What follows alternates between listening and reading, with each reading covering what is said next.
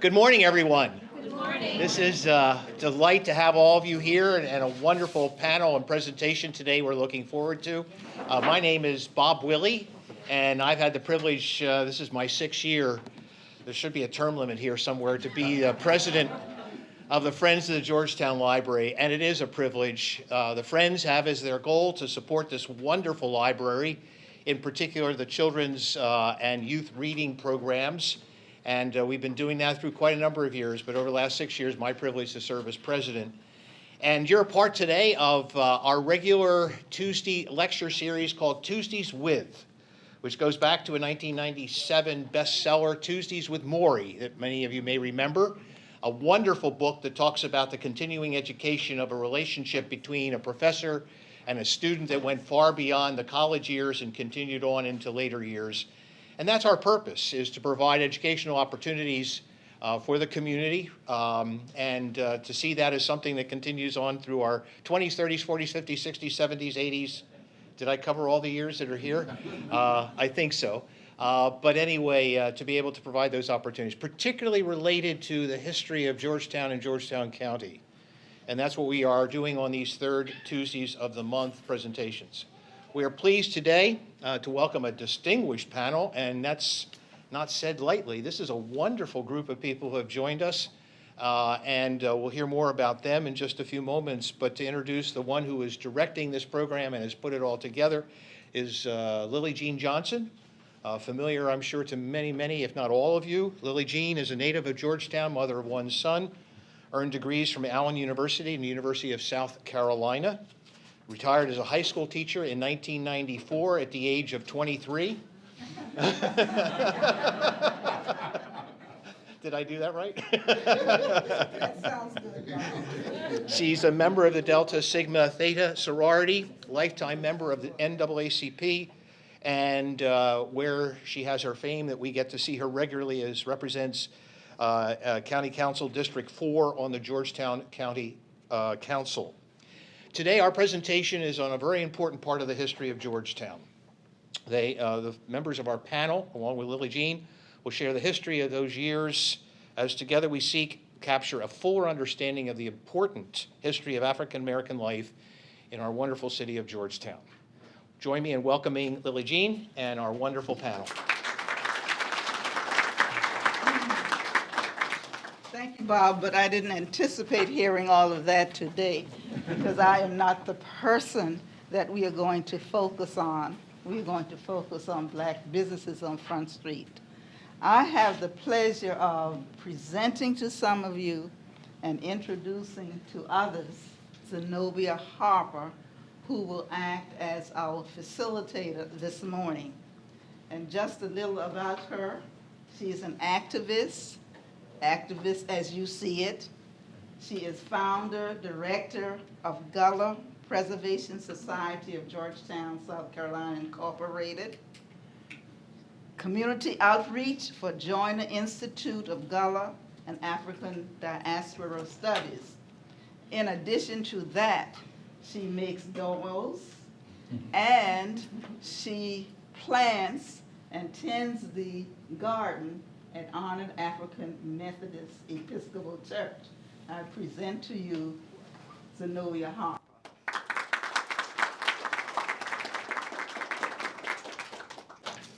Thank you so much to Ms. Lillie Jean Johnson and Mr. Bob Wiley. And please pronounce your Willie. Bob Willey. And you said that, and I still messed it up. Bob Willey and the Georgetown Library for organizing this opportunity for us to present this morning. So I'm going to introduce our speakers today. So we have in the house Mr. Steve Williams.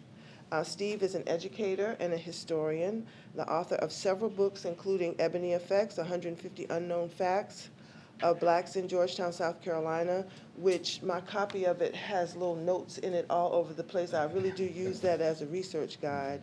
Also, the newest book is The Lost History of Howard High School.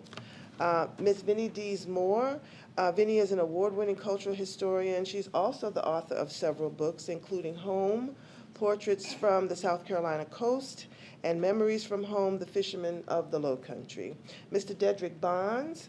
Dedrick is an educator, a scholar. He is currently the director of the Winyah Auditorium. Thank you guys for being here.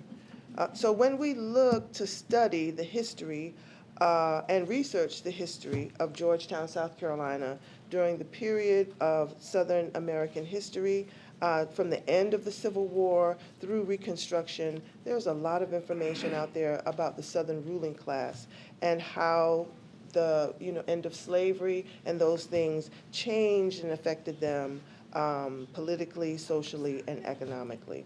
But there's not a lot of information out there about the vast majority of what was Georgetown's population at the time, which were newly freed Africans. So how were newly freed Africans able to literally define what freedom meant for themselves? Well, as soon as they could, many of them took advantage of their new right to vote, and then they involved themselves in politics. The Black church was often at the forefront of not only social change, but it was the place where education happened for a lot of newly freed peoples. But Black commerce and Black businesses were also the cornerstone of the ways that African American communities began to stabilize themselves. And so that's what we're going to focus on today.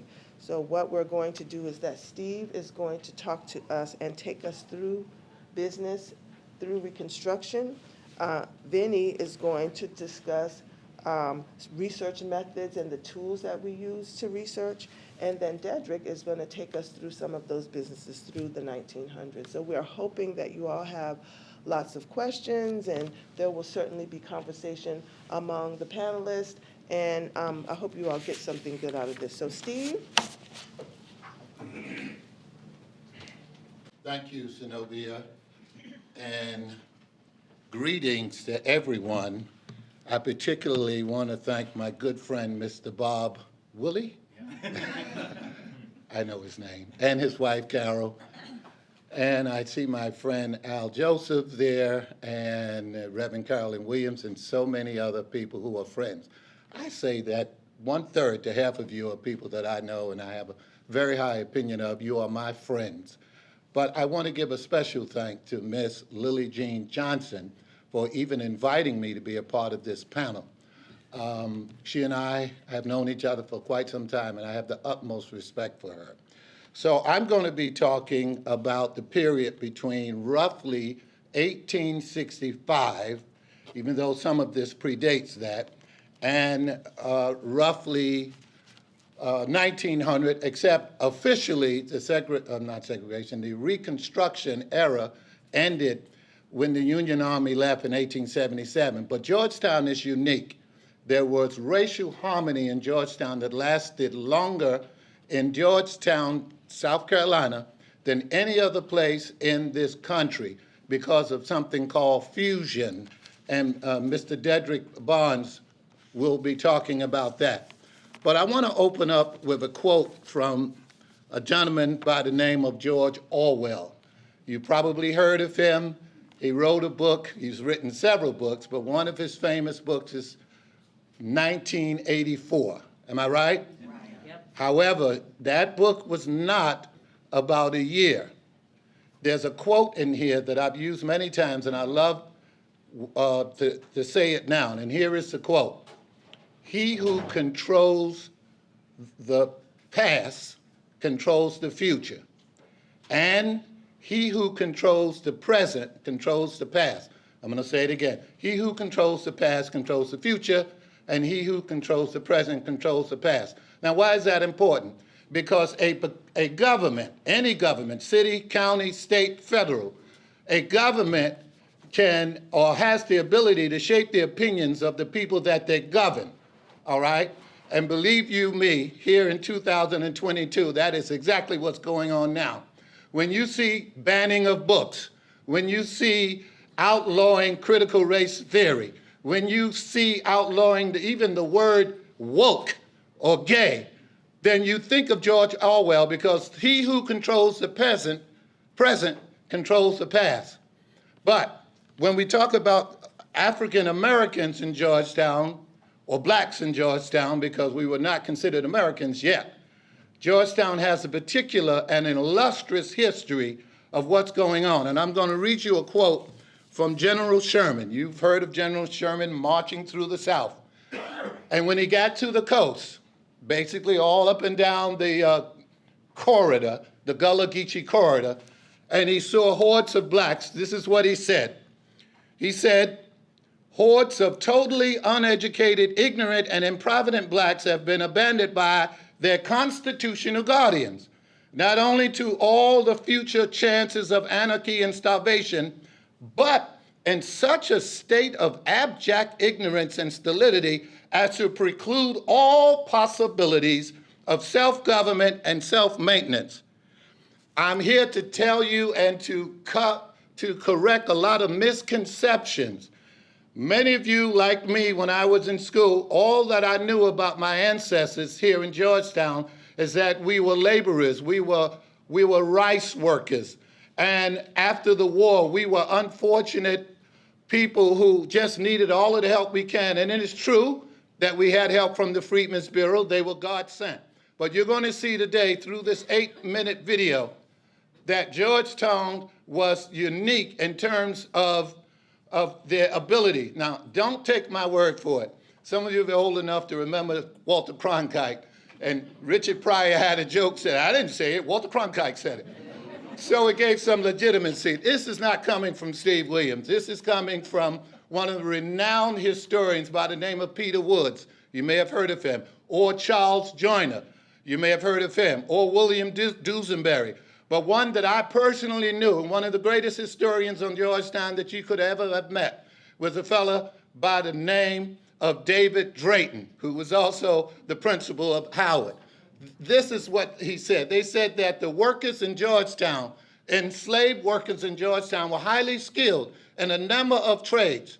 All right? So after 250 years in the starting blocks, when the pistol went off or the word went out to start, black community was ready. They were finely tuned athletes that did a great deal for Georgetown. You may not know it, but you will after the day. Okay, many of the buildings that are built that were constructed in Georgetown were constructed during this period. How do I know? Well, you could have read about it, but also look at some of the buildings, because the African people left footprints, or fingerprints, on the wall, as if to say, we were here too. We matter. We are somebody. All right? And I'll leave you, even before the 15th Amendment, there were 700,000 blacks who was registered to vote, and over 2,000 blacks who held official offices throughout the South. And Zenobia was right. The first thing that newly freed Americans did in Georgetown was to vote, register to vote, and the second thing was to reclaim their name. And by reclaiming their name, they reclaimed their humanity. They didn't have last names, and if they were sold to another plantation, they had their names changed. So they were considered insignificant nobodies.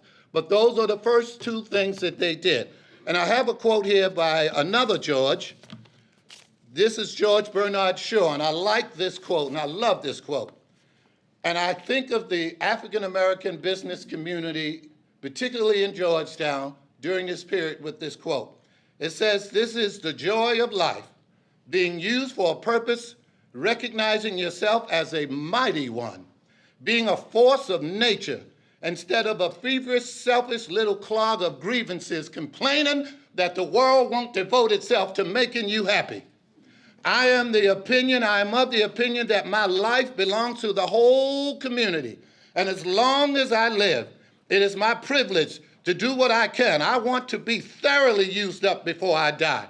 For the harder I work, the more I live. I rejoice in life for its own sake. To me, life is no brief candle. To me, it is a sort of splendid torch which I have gotten hold of just for a moment, and I want to make it burn as brightly as possible before handing it to the future generations.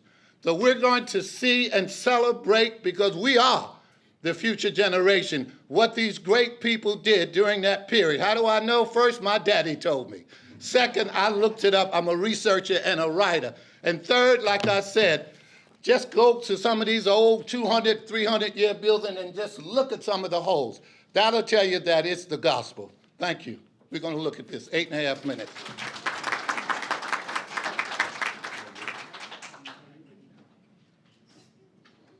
Oh, I'm in control of this, Mr. Willie. Let me get the lights.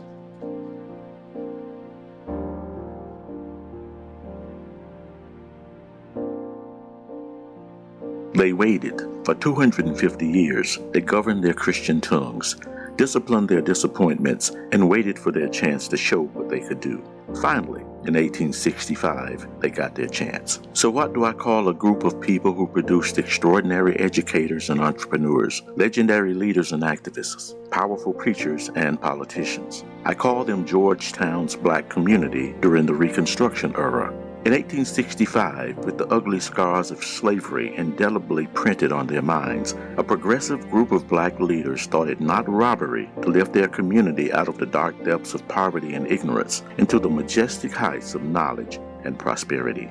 Through their spirit of unity, self-determination, collective work, and cooperative economics, they set the trajectory for a generational success. From its beginnings, Georgetown's economy was based on agriculture, particularly rice, but after the Civil War, due to inclement weather and the lack of free labor, Georgetown's economy failed because rice production was no longer possible. In its heyday, rice was the driving engine that sustained the city's economy, but it was all built on the backs of forced labor. Enslaved Africans brought much of the knowledge about cultivating rice with them from Africa. They were the ones that cleared the dense swamps using a sophisticated system of dividing the field from the river by canals, ditches, or floodgates. They were skilled craftsmen who built the mansions they called big houses, rice mills, slave cabins, rice barns, flat boats, rowboats, dugout canoes, and floodgates that flooded and drained the rice fields. But during the years that immediately followed the Civil War, there was social, political, and economic turbulence. The rice economy that put Georgetown on the map was over, and it would be 30 years before another major industry would come to town. Despite the crippled economy, which was nothing new for formerly enslaved people, the newly freed black community saw opportunities in their obstacles, and others saw obstacles in their opportunities. Several prominent blacks stepped in to save the city from going under. One such citizen was Edward L. Rainey, a successful merchant and the father of Joseph Haynes Rainey. Edward Rainey organized other blacks in the community, urging them to pool their money and resources for the construction of a free school for black students. The school was called the Georgetown Colored Academy, which would later become the legendary Howard School. Renowned historians Peter Wood, Charles Joyner, William Dusenberry, and David Drayton were among the first historians to report that enslaved laborers in Georgetown County were highly skilled in a variety of trades, including carpentry, masonry, blacksmithing, and dozens more. Many of these skills were developed over their centuries of free labor in America, but just as many were brought over from Africa, where they were practiced for centuries. Passed down through generations, these skills were put to use during the difficult days of the Reconstruction era. Hundreds, if not thousands, of houses, churches, and buildings were built throughout Georgetown County by these gifted craftsmen. In 1994, the Committee on African American History Observances, better known as CAHO, commissioned a study on just how many black businesses once operated on Front Street, Georgetown's commercial district. Roughly between 1865 and 1910, there were more than 30 black-owned and operated businesses on Front Street. These businesses included but were not limited to barbershops, meat markets, blacksmiths, brick masons, banking firms, building contractors, carpenters, dry cleaners, drugstores, furniture stores, grocery shops, general stores, insurance companies, livery stables, newspaper publishers, restaurants, riverboat pilots, shoe shops, shoemakers, tailors, and other street merchants. The study was financed from generous grants from the South Carolina Arts Council, the South Carolina Humanities Council, the South Carolina State Museum, and McKissick Museum at the University of South Carolina. It debunked the myth that post-war blacks were a hapless, helpless, and hopeless group of people unable to survive without government assistance or their so-called masters. While it is true that the Freedmen's Bureau was a godsend to formerly enslaved people, it is equally true that from 1865 to 1910, black businesses kept the city of Georgetown afloat by driving the economy. This should not come as a surprise considering the fact that, at the time, 90% of its residents were black. Two of the unsung business heroes during Reconstruction were Augustus T. Carr and Philip Washington. Before the war, Augustus Carr, a free black man, ran a successful livery stable. It is said that his horses and carriages were regarded as the finest in the city. However, during the war, Confederate authorities completely confiscated all of his animals and carriages, leaving him penniless. Despite losing everything, this could not break Carr's spirit. Early in 1865, he founded and organized Bethel AME Church, becoming the first black sanctuary in Georgetown and the first organization of any kind owned and controlled by blacks. Bethel quickly became the social, political, educational, economic, and religious resource center for the black community at a time when there was none. Born and raised on Sandy Island, Philip Washington, the patriarch of Sandy Island, was highly intelligent and better educated than most of his peers. He was respected and beloved by nearly everyone. A born winner, he was living beneath his potential. Being a slave, even an extraordinary one, severely limited his life opportunities. He longed for one thing, a chance to prove he was more than an enslaved laborer. When the war was over, Washington got his chance. He moved to Georgetown, where federal occupation in the years following the Civil War afforded formerly enslaved people opportunities in business and politics. He became so successful in business that he purchased a home on Front Street in the wealthiest section of the town. But soon the winds of change began to blow. After the Union Army left the South in 1877, Washington realized that he and others like him could no longer prosper in a climate of racial hatred.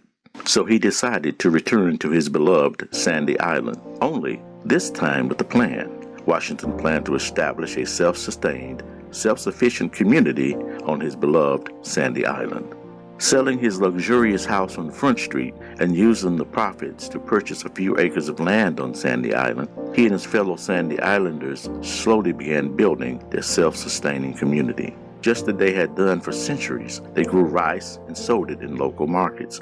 Only this time, they were working for themselves. Led by Philip Washington, the formerly enslaved people on Sandy Island prospered far beyond what was expected of them. In 1890, Philip Washington died, but not before accumulating an incredible amount of personal wealth. Showing a remarkable ability to diversify his holdings, Washington's estate of furniture, cattle, silver, municipal bonds, houses, land, and thousands of dollars in the Bank of Georgetown was valued at around $6,000, which in today's market is equivalent to $175,000. Despite his wealth, Philip Washington helped his people by laying the foundation for generational success.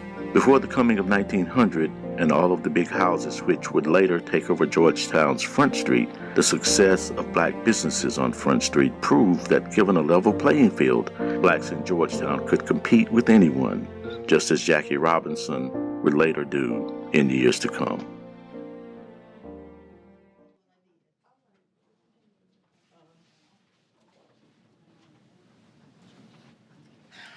The thing is, I'm a field worker and a bag lady, so y'all got that experience with me today.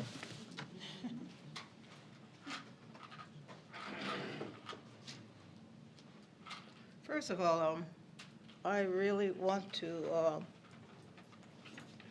congratulate Mr. Williams on that incredible video. It's the first time I have seen it. I know who was the voice in it. I know. Thank you for raising that. Bhakti Huff used to be the radio personality for Radio Baha'i. Okay, okay, I know, okay, gotcha. Well, you're looking at this very calmly, and boy, you're looking at it very calmly like it took overnight to do it. It didn't. I have done work that at least takes 5 years to get to that status, whether it's video, whether it's my publications or whatever. And the uniqueness of it, even before I could start writing and producing, I got to find the words. Sometimes the research would take about, oh, Have to speak louder. I got to speak louder? Okay. I'm just going to tell you all a little secret. You can hear me now, right? I'm going to tell you a little secret. I wasn't going to bring it up, but the reason I sound like I do, because of the fabulous people yesterday for the weekend with the boat show. I did not have fun, but they really worked me hard, and I was in bed all day yesterday because I was exhausted. But any other time this boat, the wooden boat show comes, please go, but just don't work for it, okay? But it wears you to a frazzle. So anyway, can you hear me now? Because I'm still kind of hoarse for yesterday. So basically what I'm trying to say, the pictures and everything you see here, it takes many times and going through so many archives to find the exact fitting picture, the exact demographics. Demographic mean where is somebody at this place and that place?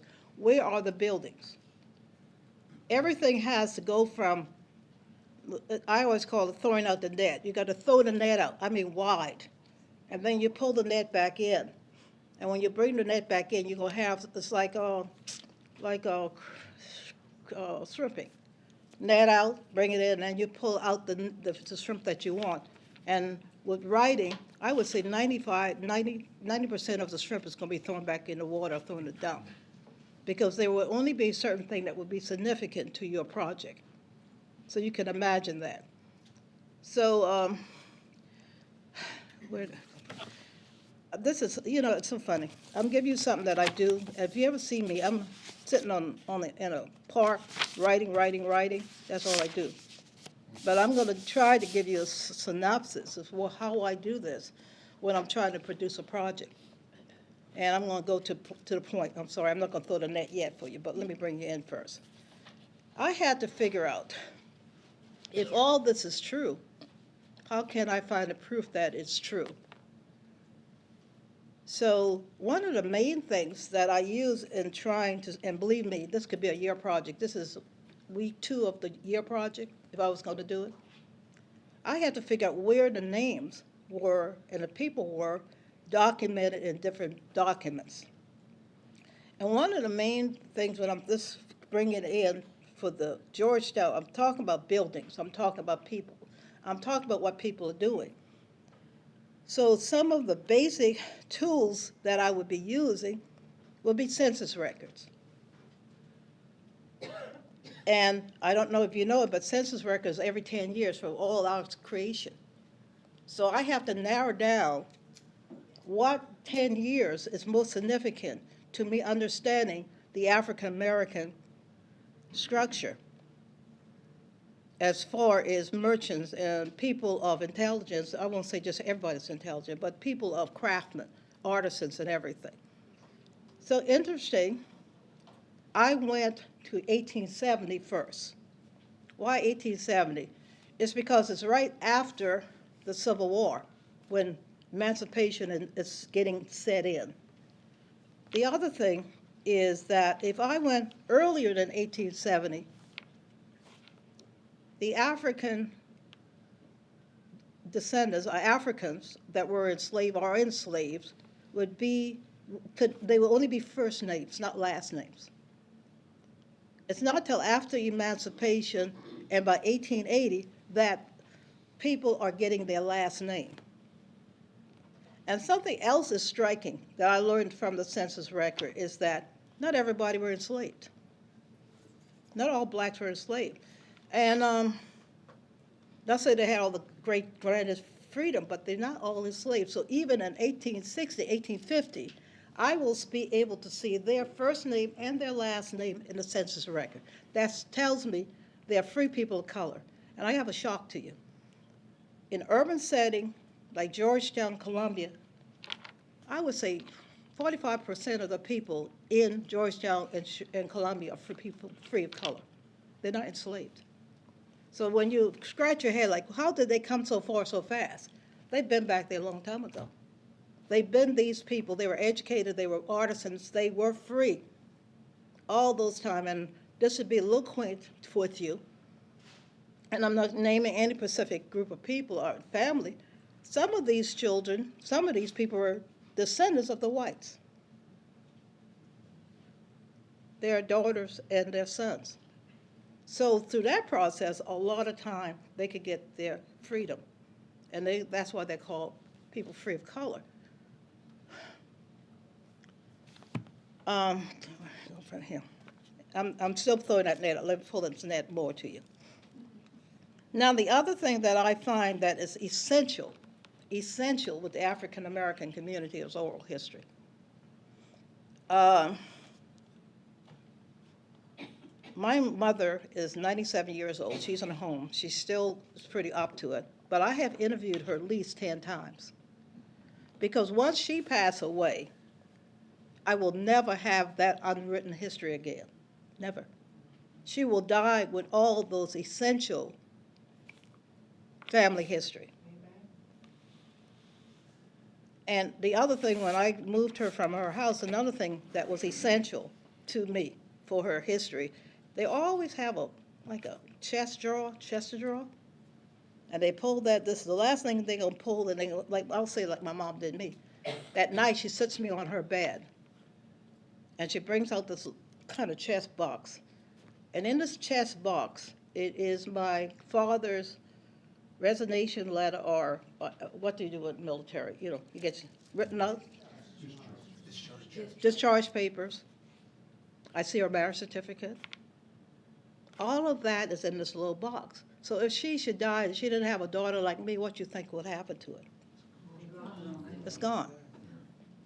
So not only the oral history, but what these people are holding on to is essential to understanding the lives of people. Now I'm going, now that I got the people, I got the person now. Let's put the person here. The next thing I got to figure out, where in the world does these people live? Oh yeah, by the way, let me go back to the census in a minute. In the census record, it's not only tell you what race they are, because sometimes they say mulatto. Anyone knows what mulatto is? Mixed. Yeah, mixed. They are black, they are white, people are black and white. But the other thing is great about the census record, not all of them, but the later ones, will tell you what they did for a living. That's how that wonderful, let me tell you how they got that. I got a secret for you. That's how they got all of that. By looking at the census record. It will show you what the occupation of that person was after that 10 years. You could be a wheeler, and children are in it too. That means the kids are in school, they write in school. So again, you'll get some feel of who these people are through the census record. Now, something that you may not know about. Let's go down to, I told you the people. I think I got the people in place. Let's go to where they live, the buildings that is important to their lives. And this is an amazing, amazing book. It's called City Directory. Has anybody ever seen a city directory? The reason I've said that, I think I was like 50 before I saw one. This is the city directory. So this actually comes before the telephone books. It's similar to the telephone book. But what I like about this is it gives you a history as significant as you get in the census record. I just put my finger on one. I got it. Dunmore Dewey. He's colored. He's a carpenter. He's a resident or in the rear of this building, of this land, 415 High Market. That's a lot of information. To set me where, and I found a carpenter, amen, on my first shot. Good. So this is what a city directory is. The other thing that I use, and I'm only giving you the broad scope of the big things. I'm going to go to the little things in a minute. But the other thing that, I don't know anybody ever seen these. That's why I said, be careful, because they are very rare. It's a Sanborn maps. I'll show you. Let me hold it for you, Ben. So let's see. Does this look like your city? Yeah, I got it upside Upside down. down. Yeah. Sorry. The Sanborn maps. Do we have it right? No, we, like king is there, lady is there. Let's go where, wait a minute, we're not right. We've got to be, okay, princess there. Front, okay, we got it. So basically, what you'll see, and you guys you want to ask, what in the world is those maps? They were in the Sanborn, and I hope I'm pronouncing it right, was an insurance company. And they surveyed every building in Georgetown County, in Georgetown, the city, usually urban, this is not seen in rural areas. Normally urban areas, you see a Sanborn map. Now, why I feel it is incredible, because, and I know y'all gonna relate to it more than I do, because I've only been here 3 years. These buildings actually designed like the buildings on the property. Now, this is front over here. And the other unique thing about this collection of information, it actually tells you what the building is. Like this is a movie. This is, when you see D, that's dwelling, that means someone's living in it. Can you walk it up and down? She's gonna bring it. I'll do She's it gonna when she bring it. gets, yeah, when she gets done, I'll walk it up and down so everybody can see. Okay, and another unique thing, okay, I say I'm in this plaque of this block, of this plaque, not block, but this plaque. That means I had a house when I was growing up. We had a big house in the front, and we had a cottage in the back. So in this is similar. Every building on this plot will be listed in this and drawn out.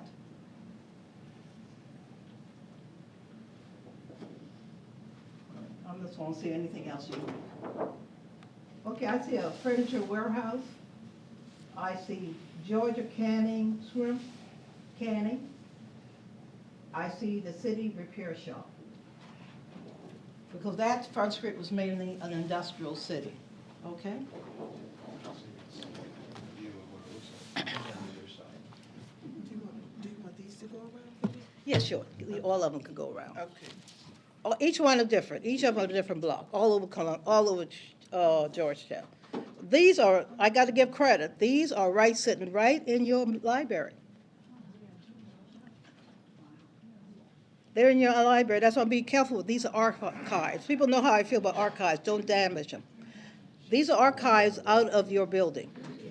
Matter of fact, the city directory is out of this building also.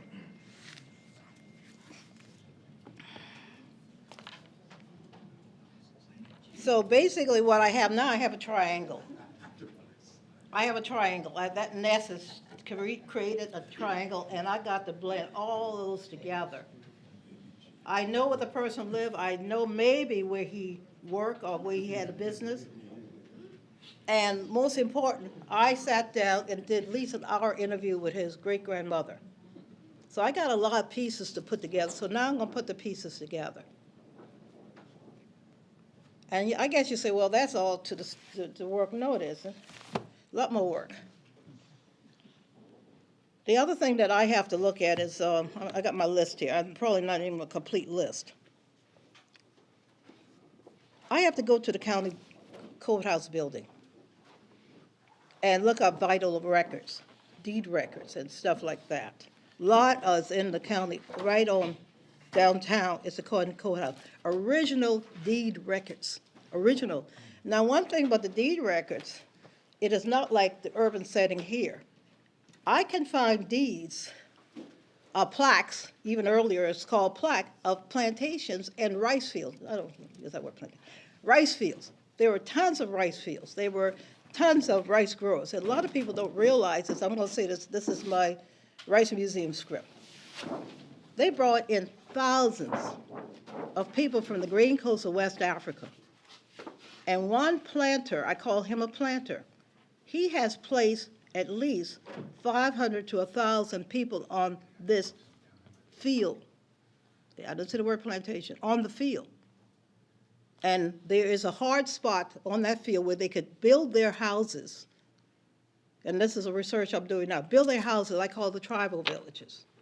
And I'll tell you in a minute why I call it a tribal village. Then outside of that, you will see the rice fields and all the canals.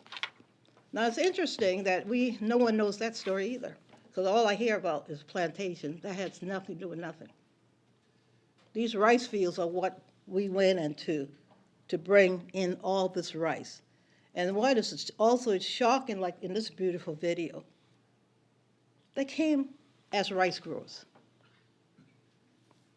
These 1,000 people were called out of West Africa as rice growers. And I always make this point. I said they come in, the colonists go to start this slave institution. So when they go up the Green Coast of West Africa, they're getting the West African rice growers. They're getting the West African rice, very rare rice, by the way. And I don't know if they intended to do it, but they got the West African mosquito. And by chance, the West African mosquito had malaria. So even if the owners and everybody else out there want to come and help these rice growers, which if you've ever been in a rice field, you know not, but they were catching malaria. So why weren't the West Africans dying day by day with the malaria? Yeah, they died sometime, but they had immunity to it. So that's why they were able to stay out there and do rice growing. So I just want you to feel sense of place. Okay, let me go down my list again. Newspapers. You know, you think you could go and dial up, put a name in and find that newspaper, you'll hear all those records about someone, or even the businesses. But believe it or not, I've done it. And amen, we don't have the microfilm anymore because it used to make me nauseous. You have to go page for page for page for page until you see something is significant to what you're looking for. It could be an advertisement. It could be that they want to take the land from the person. It could be that his wife and all her girlfriends had a wonderful party that night and wanted to talk about how wonderful that party were at their house, and you'll get more specific names. So the newspaper is incredibly important. So, Lillie, could we do one more research tool so that we could? Okay, yeah, so I have the gift of gab, that's why I didn't bring the video. Okay, one more. This is a very important one. This is my last one. Should we take a break? No. I'm going to just tell you something real quickly. This comes from the county courthouse. And I was looking for the Hume, because they are good friends of mine, the Hume family. I said, I'm going to look for one family, that's Hume. And when This is the Hume family, Barbara Hume's family. Okay, interesting enough, when I found this, you know, again, looking page for page for page, I found this, this dates back to, sorry about this. I'll find the date in a second. Oh, 1942. There's a house belonging to Jonathan A. Baxter. He's dead, he's died. So the land has to be transferred to his daughter, Barbara B. Sawyer, born Baxter. And also Marion B. Paul, middle name Baxter. That didn't throw me off my feet. The people that signed this, I know it's later in the days. I know some of you will recognize it. These are the people who signed this. G.W. Howard, J.W. Wallace Jr., Bertha Sawyer, and Marion Paul. Boy, I could take these four names and go wild with these. They're all here together signing a very, very important document. So, and this came out of a deed book in Georgetown County. And I think that's about it. Thank you. Okay.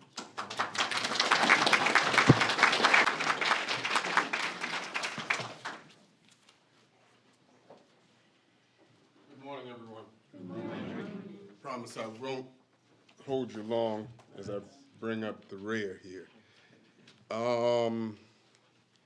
Brother Williams mentioned earlier about the unique situation Georgetown found itself in after the Reconstruction, which was primarily political in fusion politics. It transcended, however, to commerce.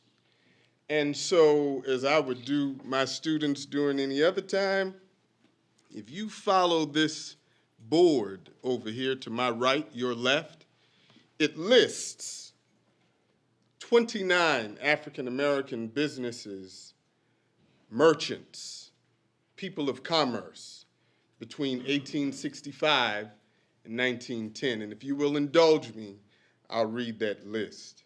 The first name on the list was W.C. Atkinson and Sons Meat Market. Perhaps the most detailed bit of information about any of these merchants that could be gleaned so far is on the life of Mr. William Christopher Atkinson. His sons were Theodore, Huger, and Ernest. Their meat market, according to the work of Miss Ramona LaRoche in her Black American series, Georgetown, South Carolina, the family's business was first located on the 700 block of Front Street, 709 Front. It later moved to the 800 block of Front Street, 822 Front Street. Munchie Brown. I love that name. I do too. There are several of them that jumped and spoke to me. But Munchie Brown, that seemed like somebody down the street off the airport. We could eat. He too owned a meat market, the 900 block of Front Street. Willie and George Robinson. There is no industry listed, however, it is known for sure that a business was located on the 900 block of Front Street. L.A. Coit, shoemaker. Emma Gadsden, general store. Robert Wilson, huckster. Andrew Ferguson, blacksmith. James Harrell, blacksmith. North Carolina Mutual Insurance. To any African American who has a family that has been here for longer than a generation, you would know the surname Dunmore. Mr. Lawrence Dunmore Insurance. I'm actually old enough now, Mr. Chapman, to remember old man Dunmore driving around Georgetown. Latson McCoy, shoe store. W.E. Dennison, barbershop, the corner of Front and Orange Street. Sarah Moutry, restaurant. Primus Small, grocery store, 800 block above Orange. Ben James and Frazier, tailor, dry cleaner, the 900 block. John Hughes, barbershop. Elizabeth Flowers, drugstore. McCuthery, Robinson, and Jackson Building and Loan Association, brokerage and banking firm. Edward L. Rainey, retail merchant. P.M. Harlot, retail merchant. Pinky Gordine, blacksmith. John Singleton, grocery store. John Washington, barbershop.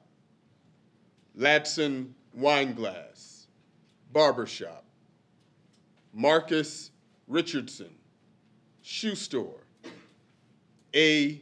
J. Gill, tailor. Benji Williams, tailor. Philip Brunson, Taylor and Dr. B.H. Eaton Drugstore. 1865 to 1910, and I'm going to sit down.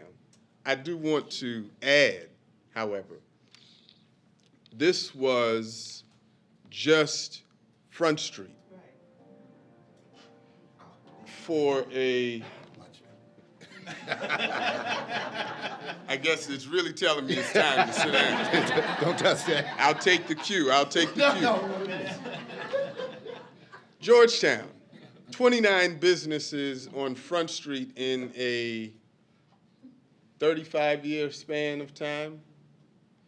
When I taught U.S. history, I always taught that the most fascinating years in American history happened between 1865 and 1900.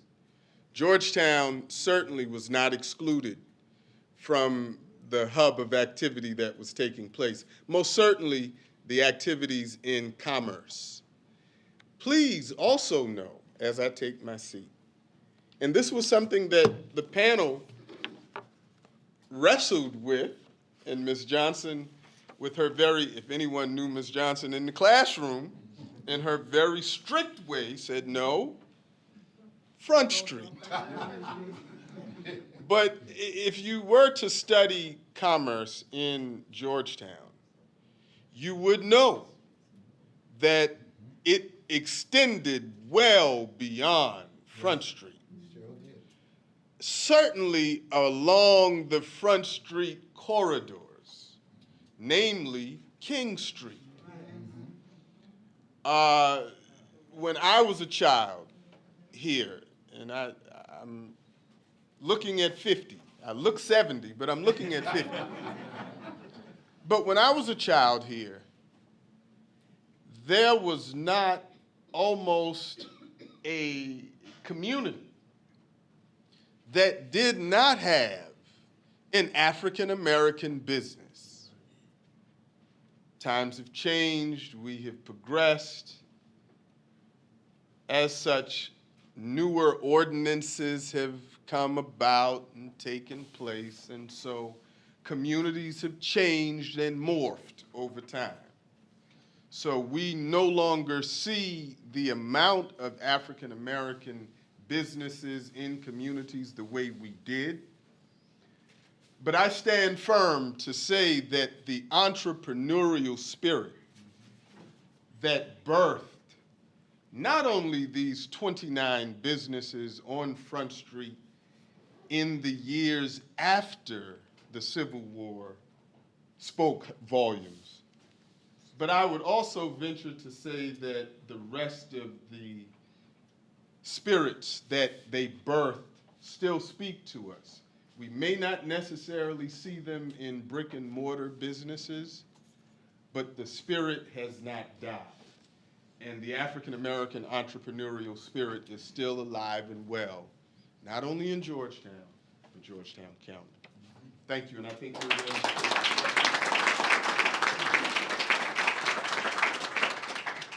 So being that I'm always over-prepared, I asked them for questions that I would ask them in case there were no questions.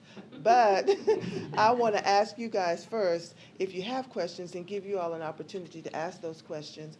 Also, there are two boards going around with an example of a policy from the North Carolina Mutual insurance company.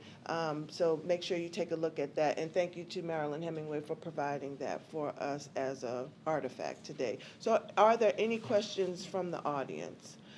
Yes, ma'am. You had said that when the people who had been enslaved became free, they only had one name, so they needed to choose the name. I understand that sometimes they, I guess maybe by default, they had the names of the plantations where they had lived. If they did not use those names, how did they choose another name? That's a very good question.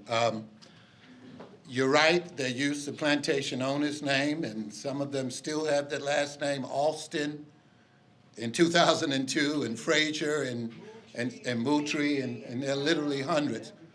But many of them use African names because they were from Africa, so they went back to their roots, Kufi. Some of them use holidays, Monday, Sunday, days of the week, January. Those were various names. Some of them use biblical names. Some of them use Caesar or whatever, royalty name. So there was just a mix of names. But they could not wait to come up with their own name, as, of course, that identifies who you are. And of course, sometimes they weren't even given proper name, boy, girl, mammy, coon, all of that stuff. So again, the first two things they did was register to vote and come up with their name, and that reclaimed their humanity. Can I also say that one of the they also picked names that made them feel good. Yeah. Things that triggered memories of happy times. I'd also say, Brother Williams, one of the things, and my professors would get me if I didn't say this, one of the other things that newly released formerly enslaved African Americans did was they reunited with families. Yes. One of the most devastating effects of the institution of slavery was on the African American family. And so many of them took great pains and took the liberty to reunite with families and officially get married. Rather than jump in the broom, they got married, where it was recognized and legal. Okay, you hit it, but I'm gonna hit it a little stronger. We are families, and we have ceremonial ways about ourselves. And maybe even though you did not see it on paper, our family has always given us these names. And it could be even last names. I can't say, but it's not like they just drop and say, I gotta have a name. It was a lot more processed than that. And I guess that's another research we need to do. What was the process? Because when you go back to Africa like I did and found the same culture there, I mean, literally, they look like us. They had a lot of our similarities. So when they left West Africa, they didn't lose everything. They brought it with them to America. So some of the traditions or the names or whatever could actually be thrown back to Guinea. That's a sample that I have used. So the two most interesting names that I have seen, and there was this rush to pick a name because that voter registration card was oftentimes your first identification card. So the two most interesting names that I've ever seen was Triumphant as a first name. Someone chose the name Triumphant, and someone else, these are men, because it was only men who could vote. Jubilee and Triumphant are the two most beautiful names that people picked to vote. And then to Vinnie's point, my great-grandmother's name was Regina, but we all call her Tuka. That was her African name. So I didn't know her name was Regina until I was grown. It was always Tuka to us. Yes, ma'am, did you have a question in the back? Yeah, I was doing some research into someone named Abraham Moses Cohen. And he was affiliated with a freed woman whose name was Margaret or Peggy McWhorter here in Georgetown, but she died in 1806. But she was a freed woman of color who was a blacksmith here. What? And I'm wondering if any of those blacksmiths would then have descended from her. Abraham Cohen is buried in the Jewish cemetery here. They cohabited is the word that was used. Of course, they couldn't marry. They did have children that I believe are still here in Georgetown.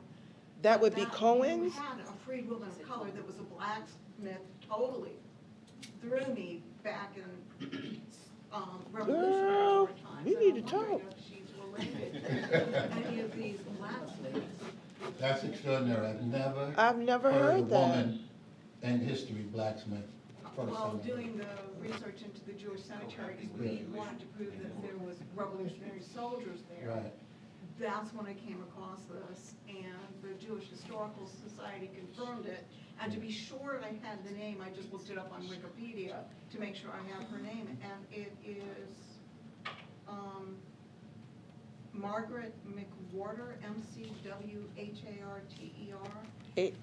Wait, MC. WHARTER. They don't have her exact date of birth, probably 1745, but she died in 1806. And as far as we know, their children, their descendants are still here. At some point, they were part of the Bethel AME. But I'm just wondering if any of you would know of Well, I just want to say this. Maybe give more explanation to it. I love Georgetown because Georgetown is such a mixed culture. Yes. We have Jewish, we have Lebanese, we have African, we have West Indians, we have Scotch-Irish. So I could easily see some traditional cultures blending this way because of your association of who your family is. And I guess I could say this real quick, since, you talk about names. My name is French Huguenot. What? Yes, my name is French Huguenot. French Huguenot. And a lot of people do not realize the French Huguenot was one of the first to settle the Santee Delta, and that's where I'm from, the Santee Delta. Leanie Days is French. So therefore, you can get other people's name, especially if you are that close associated with that culture. So from my understanding, so is the last name Mazik. Right, so there are a lot of names and last names in this area that come out of the French Huguenot tradition. It just depends upon who you were. I mean, there were lots of different people owning different people, and they came together as communities. So French Huguenots hung together, Scotch-Irish hung together, English hung together, and there were all these different communities. And so you would pick up your name based on who you were owned by.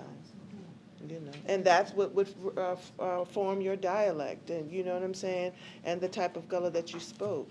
So yeah, the French Huguenots were huge in this area for a long time. Yeah, I'm one of the first. Yeah. Any other questions?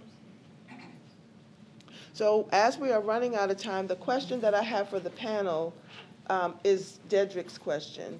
Or is it Dedrick's or Steve's? What happened?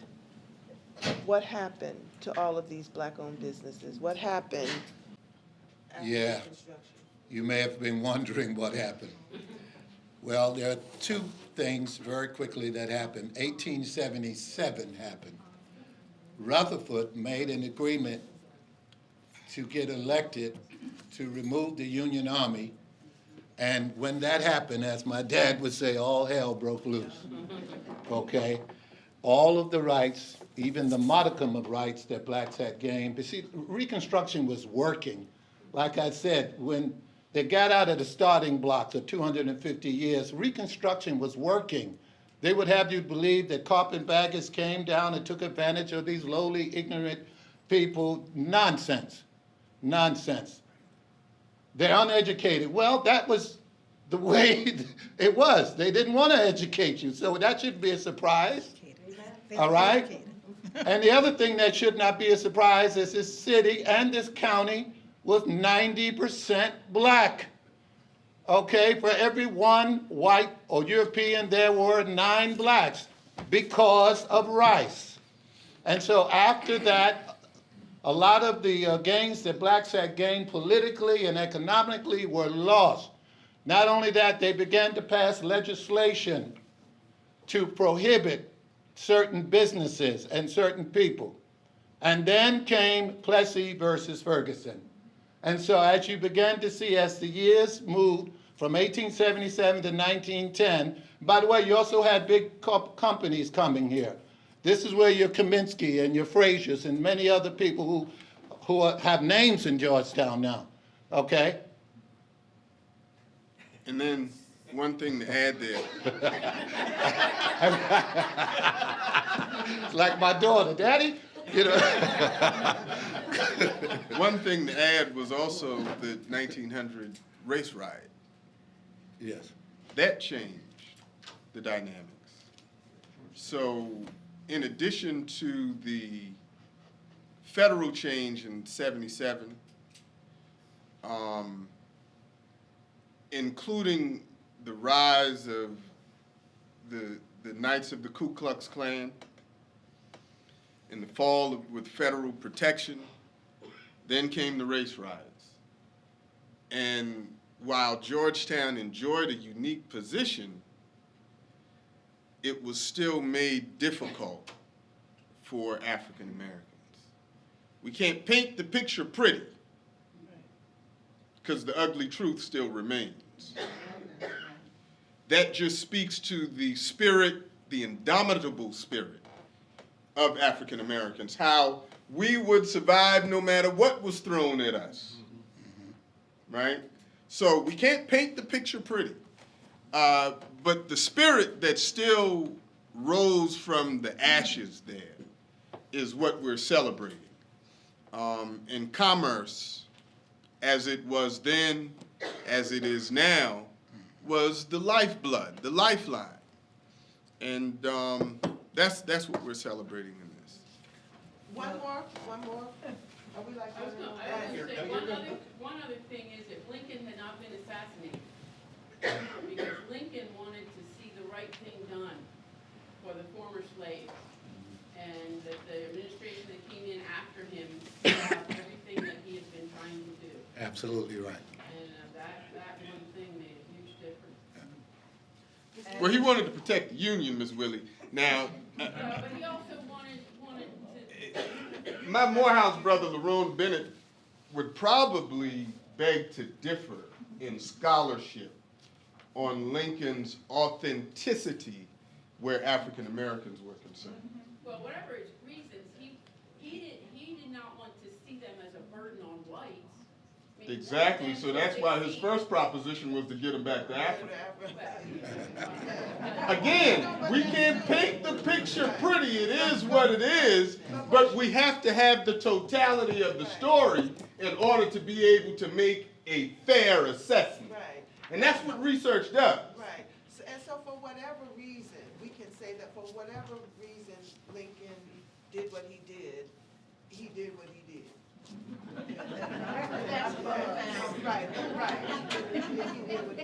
As informative and as interesting as this is, we are in a time frame where people expect to be here for a certain length of time and then leave.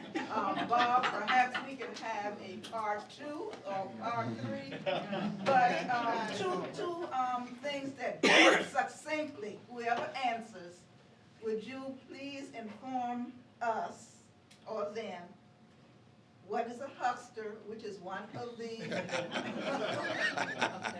and infusion. Fusion. Yes. Succinctly. Okay. A huckster is a street merchant. I had to look that one up myself.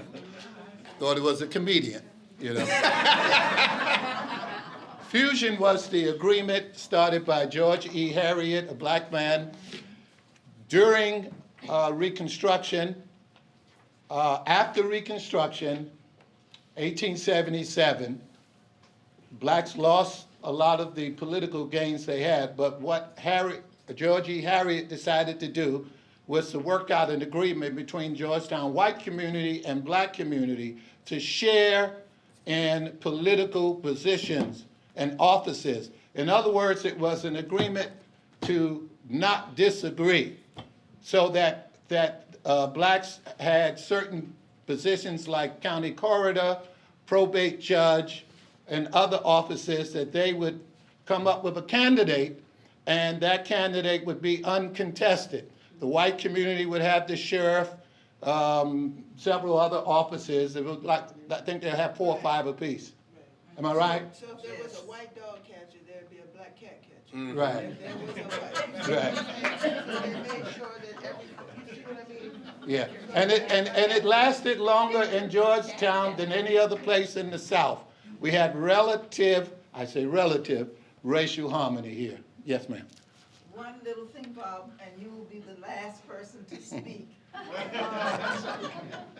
One of the presenters referred to this list as being developed by Ramona LaRoche, but this is actually the work of Professor David Drayton. Drayton, yes. Ramona got her information from this, from which. May I make another one? May I make- mentioned her name, but I also, I thought mentioned that I was reading a quote from her book. Yeah. May I Yeah, make- but this information, in addition to Professor Drayton, is Cahill as well. So May I yes. please let me make a statement here. Let's get this settled. Over 10 years ago, Keiko invited me here to do the research, the oral history research at the Howard School.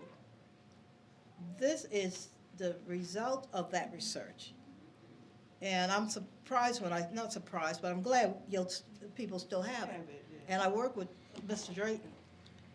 And the main thing with collection, it has to be preserved, and you got to put it to a place where it would later be interpreted. You can collect it till you're blue in the face, but if it's not interpreted, it's going to sit on your rack. So basically, I came in for about 2 months and worked with Mr. Drayton, and we came up with these names. So I'm not a bragger. Yes. I'm not a bragger, but And it's important to talk to the fact that once research has been done, it does need to be curated, Yeah. archived, And and kept written. safe, so that we can go forward and With it, yes. use the information from the past. Yeah. That's very important. Am I Hit the it. last? You have the final say, though. To Lillie Jean, Done. to Zenobia, to Steve, to Benny, to Kendrick, thank you so very, very much.